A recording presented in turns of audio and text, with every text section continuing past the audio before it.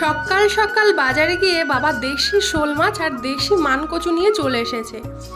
তো মানকচুর সাথে মানানসই মাছই হলো শোল মাছ। আর শোল মাছটা দেখতেই পাচ্ছ কতটা বড়, আর বড় শোল মাছ খেতে খুবই স্বাদ হয়। তারপর মা সেই মাছটাকে ভালোভাবে পিস করে নিয়ে সেটাকে ভালো কেটে বেছে ধুয়ে নিয়েছে, সাথে মানকচুটাও সরু সরুভাবে কেটে বেছে ধুয়ে তারপর সেদ্ধ বসিয়ে দিয়েছে। আর যত কচু সেদ্ধ হবে ততই স্বাদ বাড়বে। সাথে মাছের লবণ হলুদ মাখিয়ে সেটাকে ভাজা করে নিয়েছে। তারপর কম তেলে কম মশলায় মশলাটাকে ভালোভাবে ভেজে নিয়ে তাতে সেদ্ধ কচু দিয়ে সেটাকেও কষিয়ে নিয়ে অল্প অল্প উষ্ণ জল দিয়ে ভালোভাবে নাড়িয়ে চাড়িয়ে ফুটিয়ে তারপরে ভাজা শোল মাছ দিয়ে সেটাকেও ভালোভাবে নাড়িয়ে চাড়িয়ে রান্না করে তারপর সেটা নামিয়ে নিলেই রেডি মানকচু দিয়ে শোল মাছ। আর সাথে একটা রসুনও দিয়েছিল, যেহেতু বাবা রসুন খেতে ভালোবাসে।